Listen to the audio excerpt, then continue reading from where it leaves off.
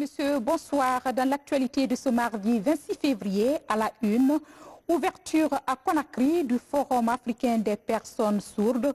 Une dizaine de pays prennent part à la rencontre. C'est une première sur le continent.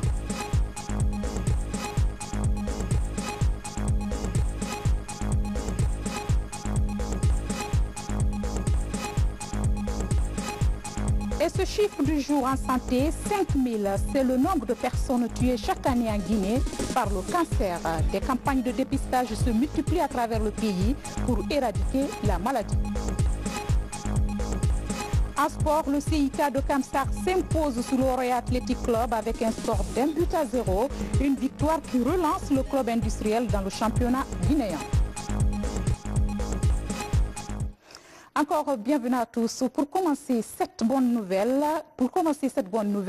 le contrat commercial de l'aménagement du barrage de Koukountamba est signé depuis ce matin à Conakry. Ce barrage de plus de 200 MW sera réalisé sous le fleuve Bafing à Tougué. Il sera le plus important barrage réalisé par l'organisation de la mise en valeur du fleuve Sénégal.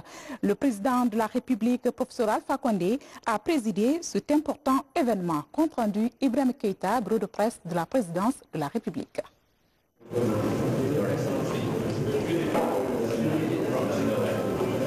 Faire face au déficit électrique dans les pays membres de l'OMVS, tel est le combat du Haut Commissariat de cette organisation sous-régionale. C'est pourquoi les États membres se sont engagés à faire face à l'insuffisance des capacités de production, à l'électrification limitée, au manque de fiabilité des services et des coûts élevés.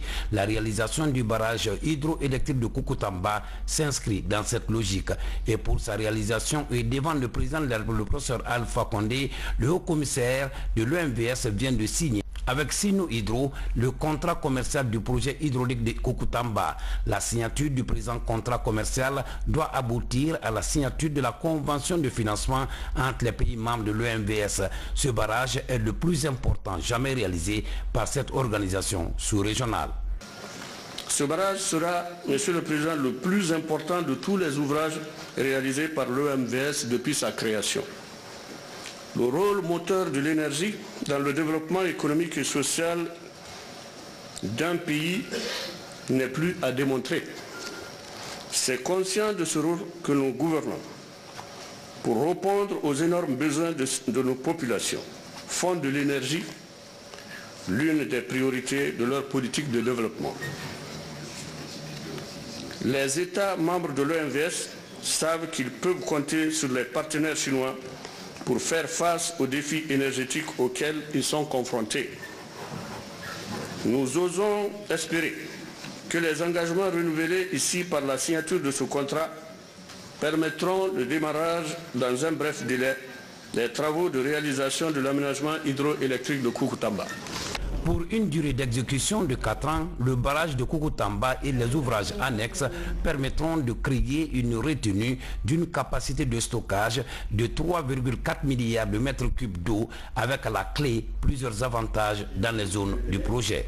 Monsieur le Président, cette présence ne nous surprend pas, car chacun sait en Afrique votre leadership dans le rôle de l'énergie que vous défendez à chaque occasion et à chaque forum, et qui vaut aujourd'hui à la Guinée, en si peu de temps, de s'être doté d'un parc de production hydroélectrique qui fait envie partout sur notre continent.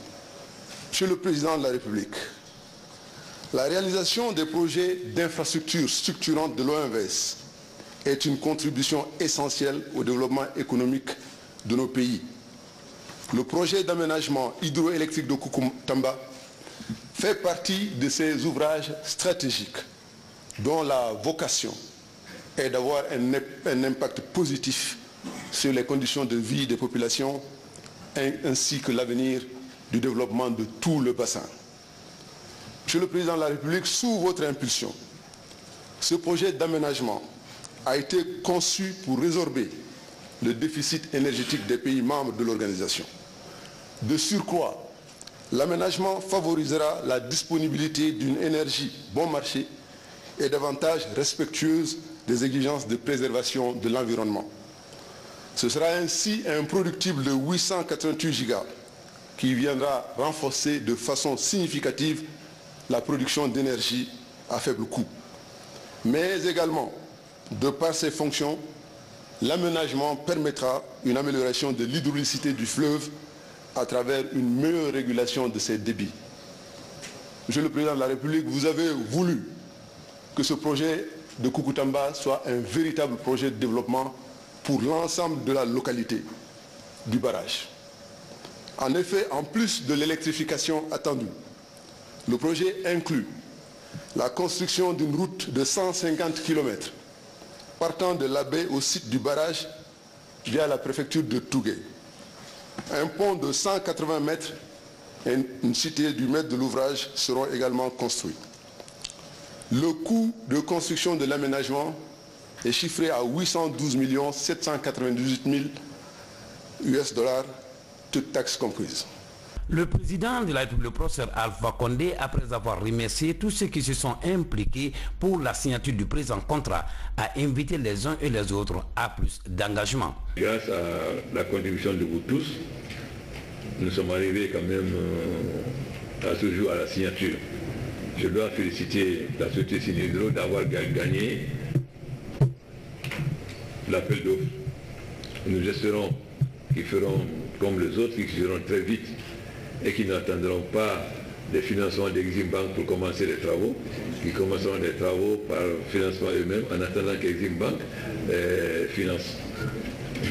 C'est important pour nous l'énergie, vous savez que plus de la moitié des Africains n'ont pas accès à l'énergie, et si nous voulons que les enfants cessent d'aller mourir dans les eaux de la Méditerranée, il faut qu'on donne du travail. Pourquoi donner du travail si on ne transforme pas nos matières premières agricoles et miniers chez nous? Donc il est extrêmement important que ces barrages soient construits. Bien sûr, aujourd'hui, nous sommes en train de finir les barrages sur le fleuve Concouré. Nous avons 3 barrages sur le fleuve Sénégal, en Guinée. J'espère qu'après Koukountamba, les 2 autres aussi vont rapidement être construits, et surtout le barrage de Foumi sur le fleuve Niger, qui est un barrage extrêmement important. Nous voulons donc que Foumi et Koukountamba démarrent en même temps. Donc je vous félicite et je vous remercie tous et je vous souhaite la bienvenue en Guinée. Après les travaux de signature de ce contrat commercial du projet hydroélectrique de Koukountamba, le président de la République, le professeur Alpha Condé, a reçu en audience le PDG de Sino Hydro et sa suite. Et le chef de l'État, professeur Alpha Condé, qui a reçu en audience ce mardi même le représentant de la Banque africaine de développement en Guinée. Bassoulé Liandre était venu faire la situation de l'évolution du projet de transformation axé sur l'agroalimentaire. L'objectif est de faire de l'agriculture un business en Guinée. Ibrahim Keïta revient dans ce commentaire. Suivez. Faire de l'agriculture guinéenne un business au profit des acteurs du secteur, telle est la toile de fond de cette audience que le chef de l'État, le professeur Alpha Condé, a accordée aux représentants résidents de la Banque africaine de développement en Guinée. Durant la rencontre, il a été question de faire l'état des lieux du projet de transformation qui porte sur l'agroalimentaire. Le président de la République, le professeur Alpha Condé, et le groupe de la Banque africaine de développement, conduit par Bassoulé Liandre, ont mis l'accent sur la production, la transformation et la commercialisation des produits agricoles. C'est pourquoi le gouvernement et la Banque africaine de développement ont décidé de mettre en place des dispositifs allant dans le sens de la facilitation de cette chaîne de valeur en vue de faire de l'agriculture un véritable business. Un business dans la mesure où on va mettre en place des dispositifs qui vont transformer, qui vont faciliter non seulement la production, mais aussi la transformation des produits qui seront identifiés, et aussi la recherche des marchés tant au niveau national comme international pour la commercialisation de ces différents produits. Ce projet a été, je dirais, soutenu non seulement par le groupe de la Banque africaine de développement, mais par son Excellence le Président de la République depuis le début, il y a de cela 3-4 mois.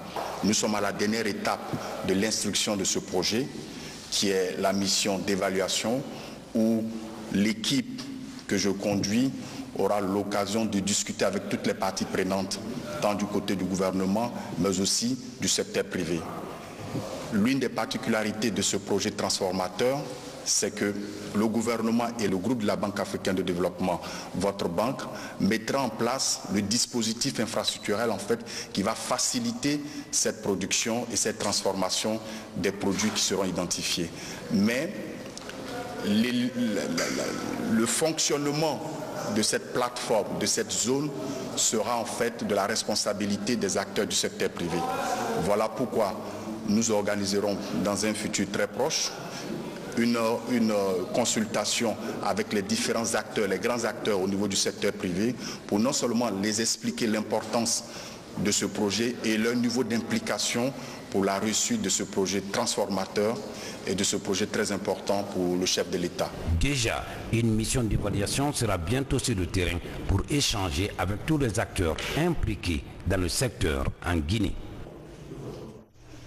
Et cette brève qui vient de nous parvenir avec l'agenda très chargé du président de la République, professeur Alpha Condé s'est rendu ce mardi à la clinique Pasteur dans la commune de Kaloum. Le chef de l'État était venu s'inquérir de l'état de santé de Madame Béatrice Dupouton que vous voyez à l'image.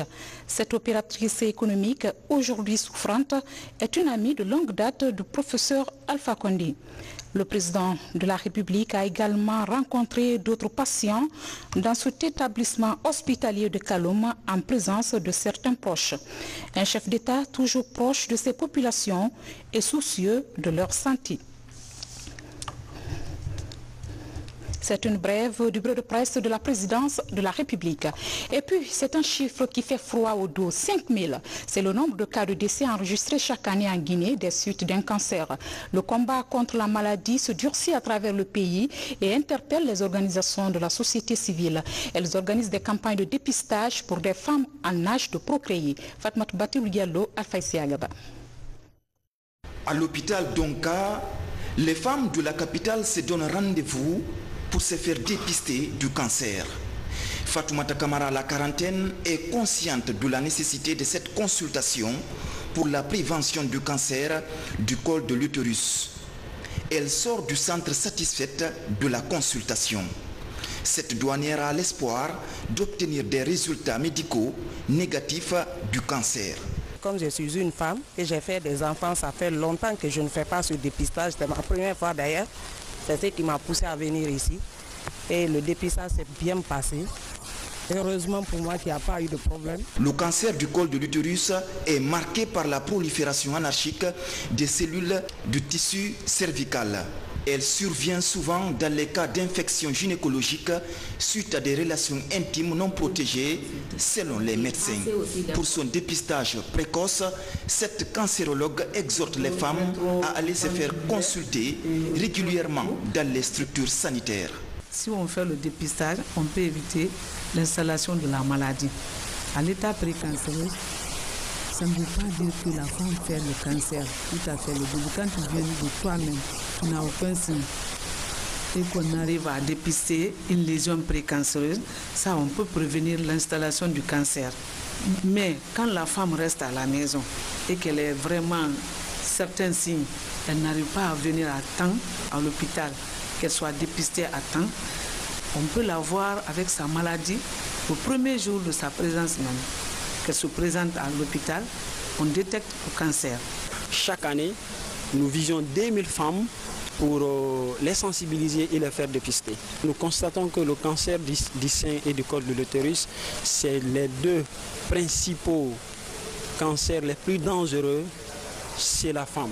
C'est pourquoi nous disons qu'il faut sensibiliser les femmes, il faut leur montrer, leur faire comprendre les dangers liés à ces deux cancers pour qu'elles puissent adhérer à la politique de dépistage. Selon les statistiques fournies par des spécialistes, plus de 6000 nouveaux cas de cancer sont détectés chaque année en Guinée.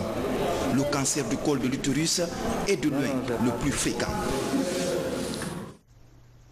Elles sont souvent négligées dans la société et ont du mal à faire valoir leurs droits. Elles, ce sont les personnes sourdes. Cette couche vulnérable décide enfin de se faire entendre à travers la tenue d'un forum africain, ici même à Conakry. Premier du genre, la rencontre regroupe une dizaine de pays africains. Voyons les enjeux de ce forum avec Mohamed De Camara. Aider les personnes vivant avec le handicap auditif à s'insérer dans leur processus de développement socio-économique est un défi en Afrique. À Conakry, membres du gouvernement, représentants d'agences onusiennes, organisations de la société civile sont mobilisés autour des acteurs venus des coins du continent. Nous, dans le comité international responsable des sous-africains, nous avons réfléchi pour dire que beaucoup de pays africains ont des problèmes. Alors donc nous avons pensé quand même qu'il faudrait un forum international où les sous puissent se retrouver pour faire des propositions aux différents gouvernements de leur pays, où chaque participant va exposer les problèmes qu'il rencontre dans son pays et ensemble nous allons corriger, avancer, être unis et trouver quelque chose de beau à partir de l'expérience de chacun. Cette rencontre de réflexion stratégique entend aider ces personnes handicapées à surmonter leurs difficultés. Pour ce faire, les participants à ce forum mettent l'accent sur la matérialisation des propositions faites en faveur d'une meilleure réinsertion socio-professionnelle des personnes sourdes. Son Excellence, Monsieur le Président de la République, le professeur Alpha Condé, m'a dépêché pour venir le représenter à la cérémonie d'ouverture du premier forum panafricain des personnes sourdes. Il me charge de souhaiter aux différents délégués venus de tous les horizons du continent la bienvenue et un agréable séjour en terre africaine de Guinée. Son Excellence, Monsieur le Président de la République, le professeur Alpha Condé, s'est engagé à offrir des conditions de vie décentes à tous les Guinéens sans distinction aucune. L'adoption de la loi portant protection et promotion des personnes handicapées et sa promulgation par le chef de l'État sont des preuves tangibles de la volonté de l'État à réduire les inégalités sociales entre les citoyens de la nation guinéenne. Le début de leur autonomisation, sous le magistère de notre président, on a connu une loi qui fait la promotion et la protection des personnes handicapées. On a initié un programme dont vous allez peut-être vivre le lancement avec nous et qui rejoint justement l'initiative des personnes déficientes se retrouver autour d'un problème qui leur touche particulièrement. Il s'agit de leur éducation. Selon les statistiques publiées en mars 2017 par l'OMS, 1 milliard de personnes dans le monde vivent aujourd'hui avec un handicap lié à la surdité dans des pays en développement. Les chiffres interpellent les États qui œuvrent à améliorer les conditions de vie des personnes sourdes. Restauration du couvert végétal, 2 tonnes de semences de moringa destinées aux différentes régions administratives du pays. C'est le fruit d'un partenariat entre le secteur des eaux et forêts et le programme de productivité agricole en Afrique de l'Ouest. Le moringa est une plante réputée pour ses vertus médicinales. Ousmane Ba revient sur la cérémonie de remise qui s'est déroulée à Kankan. Le moringa, une plante médicinale à multiples vertus. Très prisée pour ses divers usages, le moringa est une plante pharmacie. Dans le cadre de la restauration du couvert végétal guinéen, très menacé par la coupe illicite du bois et autres feux de brousse, la Direction nationale des eaux et forêts bénéficie de 2 tonnes de semences de moringa. Dans le cadre de notre convention, la Direction nationale des eaux et forêts a fait la cartographie de toutes les zones qui sont dégradées. Et c'est ces zones dégradées qui vont recevoir ces moringas. Et comme vous savez, le moringa c'est un arbre à usage multiple. Donc on va procéder au reboisement et ça va aider les populations, etc., etc. Donc c'est à cause de ça qu'au niveau régional, il y a eu la recommandation pour que les pays puissent développer la culture de moringa et la diffuser à tous les niveaux. Je suis très à l'aise aujourd'hui de recevoir cette quantité importante parce que si nous faisons un calcul avec ces 2 tonnes de semences de moringa, nous pouvons avoir plus ou moins 400 hectares à reboiser. Comme vous le savez tous, le moringa est une espèce très importante aujourd'hui dans le milieu. Ces exigences édapho-climatiques sont très réduites. Je crois qu'il y a nous avons beaucoup de chances pour la réussite avec cette essence. Ces semences dont la qualité est certifiée par des spécialistes sont réparties aux différentes régions administratives du pays. La répartition est faite selon le nombre de préfectures dans chaque région. Cette distribution de moringa pour les régions de la République de Guinée va constituer un grand appoint par rapport à la protection générale de l'environnement et à l'utilisation efficace des vertus de la plante moringa. Ça va contribuer à l'amélioration de beaucoup de conditions de vie de la population par l'utilisation efficace et efficiente de cette plante. Le moringa est une plante à croissance rapide, très résistante aux intempéries de la nature. Après les 6 premiers mois consacrés à la phase pépinière, une mission de contrôle se rendra sur le terrain pour s'assurer de la réussite du projet. Et cette formation a l'intention des jeunes collégiennes. Elles sont plus de 350 filles venues de Conakry, Bofa et Kindia à prendre part à cette initiation aux nouvelles technologies de l'information et de la communication. La stratégie vise à inciter les jeunes filles vers les filières techniques. C'est une action de la JCAI, Jeune Chambre Internationale. Explication Ahmed Touri. En dépit de l'initiative présidentielle de création des cyberscolaires dans les établissements publics du pays, le constat révèle que nombreux sont encore des élèves, surtout des jeunes filles, qui n'ont aucune notion en nouvelles technologies de l'information et de la communication. Ces outils pourtant indispensables dans l'enseignement moderne. Quand on a commencé en 2014, l'objectif était d'atteindre 1500 jeunes filles d'ici 2020. Et 2020, c'est dans un an. Cette année, nous allons atteindre 1000 filles, donc il va rester 500. Donc c'est une année de transformation et surtout d'accélération. Donc c'est beaucoup plus différent des autres parce que nous sommes en train de voir comment accélérer les approches pour atteindre les 1500 jeunes filles. Et c'est d'autant plus important pour nous que l'année prochaine, nous allons clôturer ce programme par une ambition que nous nourrissons, qui est de construire le plus grand centre d'initiation des jeunes filles à l'outil informatique. Lancé pour la première fois en 2014, cette 5e édition du projet Initiation des jeunes filles aux nouvelles technologies de l'information va durer 4 semaines et offrira l'opportunité à ces élèves d'avoir des notions fondamentales sur les logiciels de base. Si vous avez remarqué, à l'université, dès qu'on dit télécommunication, quand tu comptes dans la salle, tu ne verras que des hommes. Les filles ont peur de l'outil informatique. Et l'outil informatique n'est pas un mystère.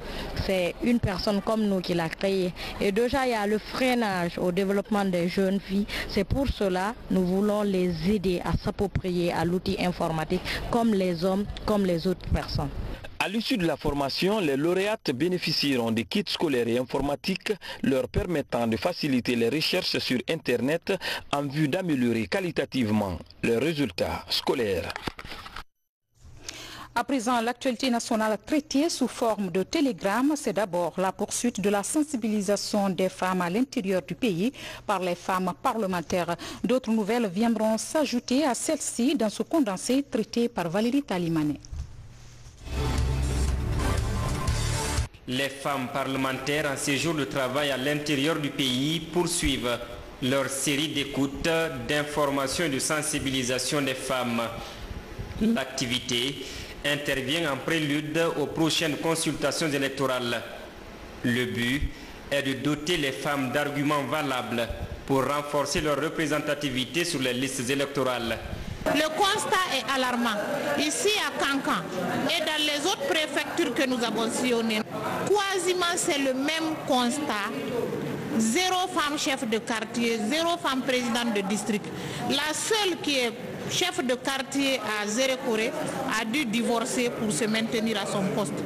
Les autorités s'engagent à mettre en place des plateformes qui vont favoriser l'égal accès des femmes et des hommes pour des postes de responsabilité au niveau des quartiers et des districts. La Société des eaux de Guinée renoue avec son conseil d'administration après 9 ans de rupture. Un grand vide institutionnel qui vient d'être comblé dans cet établissement public avec la mise en place de cette structure. Elle va faciliter le déblocage des financements de la SEG en vue de produire suffisamment de l'eau potable dans les centres urbains du pays. La composition de ce conseil d'administration est caractérisée par des hommes et des femmes pétris d'expérience dans le domaine qui vont certainement, j'en suis très sûr, accompagner tous les efforts du ministère de l'énergie et de l'hydraulique pour pouvoir faciliter la mobilisation des ressources extrêmement importantes, je dis bien, pour nous permettre vraiment d'inverser cette crise d'eau qui affecte la ville de Conakry. Nous allons nous mettre à leur disposition pour travailler très dur pour nous permettre de mettre les citoyens guinéens à l'abri de la crise d'eau. Dans cette mission de suivi-évaluation des différents chantiers routiers du pays, la première étape est sur le pont provisoire de l'Insan. Cet ouvrage, qualifié de colonne vertébrale du réseau routier guinéen, a été réhabilité après son effondrement en juin 2018. 9 mois après, les techniciens des TP font le constat. L'entreprise chinoise est en train de se déployer, construire la voie d'accès, 2,5 km de part et d'autre, donc ça fait 5 km environ. Et le pont fait 115 mètres linéaires avec 7 travées. Et il sera en 2 fois une voie, donc ça veut dire 2 véhicules pourront passer dessus sans problème. Mais ce qui reste clair, d'ici le mois de juin, je pense que les Guinéens seront surpris de ce qui va sortir au droit du fleuve de Concouré. L'activité minière, un autre moyen de transformation de l'économie nationale. Pour y arriver, le département des mines bénéficie de l'accompagnement financier de la Banque africaine de développement. Désormais, il mise sur la formation des cadres. En 2017, un cabinet spécialisé a été recruté à cet effet pour renforcer le savoir-faire des miniers sur les techniques de recherche, d'exploitation et de la fermeture des projets miniers. Il faut comprendre ce que c'est que les activités minières, anticiper tous les problèmes qu'on peut y avoir. Donc, dans les négociations, les cadres, que ce soit du département juridique ou même des inspecteurs, puissent prendre le devant dans les négociations avec les partenaires qui viennent pour la recherche, bien sûr, premièrement de l'intérêt. C'est un coup dur pour la famille Camara. Elle vient d'être frappée par un incendie samedi au quartier Toumania dans la préfecture de Dubreka.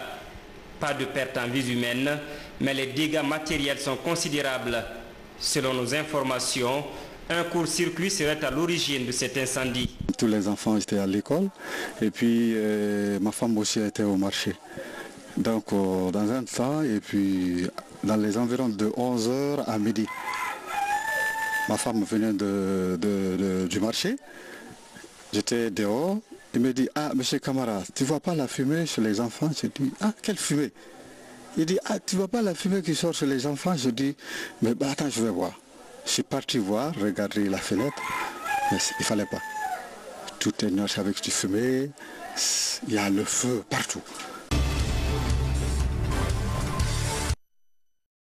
Un mot de culture, littérature de nouveau chez l'Harmattan Guinée, Réflexion et vérité, c'est le titre d'un recueil de poèmes de l'écrivain Paul Faber. L'œuvre vient d'être présentée à la Maison de la Presse à Koléa. Compte rendu, Mohamed Troa Camara. Réflexion et vérité, c'est le 7e titre du recueil de l'écrivain poète Paul Faber. Dans ce document, l'auteur articule la réflexion autour de la pensée première. Il consacre essentiellement des nuits à méditer sur les multiples aspects de la condition humaine. Ce recueil de 69 pages plonge les lecteurs dans une aventure avec des réalités à l'égard de la vie pour comprendre les bienfaits, l'honnêteté, la franchise, l'amour dans un monde fragile. Je me suis rendu compte au fil du temps que partager cela avec la jeunesse, partager ça avec le reste de la société, que c'est une bonne chose. Toutes les sociétés ont leurs philosophes, toutes les sociétés ont leurs passeurs. Nous ne devons pas faire exception. Mon souci, c'est de pousser, taquiner un peu tous ceux qui ont quelque chose dans le ventre à sortir ça pour pouvoir faire avancer la société. Passionné de l'écriture, Paul Faber est ingénieur, ancien fonctionnaire international à la Banque africaine de développement. Aujourd'hui, il apporte sa contribution au développement socio-culturel par le biais de la littérature. Dans cette réflexion, vous avez différents chapitres et je pense que tout un chacun, nous nous sommes retrouvés dans un de ces chapitres, que ça soit sur la femme, que ça soit sur le rêve, que ça soit... Et ces chapitres donc nous dirigent à développer nos réflexions sur notre quotidien et aussi sur notre futur. Je suis tout à fait impressionné par la qualité de l'écriture et c'est une fascination en tant qu'homme de culture de voir un auteur exceller en poésie, exceller en réflexion, exceller en prose et je crois que c'est un travail fabuleux. Fabuleux en ce sens que cette œuvre-là peut permettre aux gens de réfléchir et de se comporter très bien dans la société. Publié par l'édition Harmattan Guinée, l'ouvrage met l'accent sur les débats philosophiques axés sur la vérité, l'amour, la santé, la vieillesse et la jeunesse, entre autres. Il dépeint la vie de la société humaine. En sport, le choc entre le club industriel de Kamsar CIK et le Oroya Athletic Club a tenu toutes ses promesses le week-end dernier. Au terme d'une rencontre âprement disputée, le CIK s'est imposé sur les Rouges et Blancs de Matam avec un score d'1-0. C'était au compte d'un match en retard de la 5e journée du championnat. Abdulaziz Baldé apporte des précisions. À 3 heures du coup d'envoi de la rencontre entre le CIK et le Oroya AC, la concentration se lit sur les visages des joueurs. Une scène de bousculade pour s'offrir des tickets. Une rencontre capitale pour le club industriel de Kamsar. L'enjeu de taille, battre le champion de Guinée à domicile afin de se relancer au classement. Ce soir, personne ne veut se compter l'événement. Je suis venu pour supporter CIK. Tu as vu, c'est à cause de ça que j'ai acheté ce ticket. Donc je viens pour supporter CIK. Je suis de Kindia, mais aujourd'hui actuellement je suis à Kamsar ici. CIK va remporter 2-0. Le CIK, club industriel de Guinée, va battre le Oroya à 1-0. 10e au classement avant le coup d'envoi, le CIK n'a pas droit à l'erreur face à un Oroya très remanié. Le technicien français Patrice Neveu prépare la Ligue africaine des champions contre l'Espérance de Tunis le 8 mars prochain. Mais malgré tout, cette rencontre reste un défi pour lui afin de se rapprocher de l'actuel leader, le Afia FC. C'est un match important, c'est évident, il y a 3 points en jeu déjà, je dirais, pour le championnat. Maintenant, c'est vrai que comme vous le voyez, le contexte est particulier, la surface est une surface en terre battue, donc il va falloir, c'est pas du tout la même adaptation pour les joueurs. Et j'espère aussi que le match va jouer dans un bon esprit et que j'aurai pas de blessés sur cette rencontre. 16 heures, l'arbitre donne le coup d'envoi devant un public surexcité. Un premier quart d'heure pauvre en occasion, mais à la fin de la première période, les locaux profitent d'une erreur du gardien de Oroya AC et Almami Traoré ouvre le score avant la pause. Au retour des vestiaires, les protégés de Patrice Neveu vont à l'offensive, mais les partenaires de Boudou restent attentifs. Les minutes avancent et le score ne change pas. Le CIK s'impose de la douleur. Au coup du sifflet final, une scène de liesse se dessine.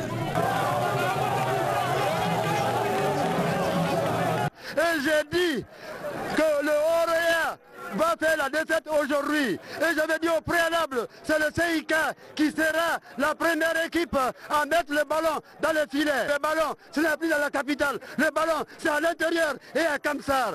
Toutes les équipes qui viendront vont faire des fêtes ici, je vous le jure. Nous sommes partis perdre à Sigiri. Sur le même score, Sigiri a gagné 1-0 depuis notre arrivée. Ça fait maintenant une semaine, nous sommes en train de préparer. Nous sommes en train de travailler. On a préparé le travail qui a payé. Donc vous avez vu le match, la tension qui était sur le match. Tout le monde va gagner ce match-là. C'est notre avant-dernière journée, avant le dernier match pour le mercato. Donc vraiment, on va continuer à se préparer. Aujourd'hui, ça finit. On a 17 points aujourd'hui. Grâce à ce résultat, le club de Kamsar grimpe à la 5e position du classement et le Oroya AC descend à la 3e place. Une victoire qui vaut tout son pesant d'or.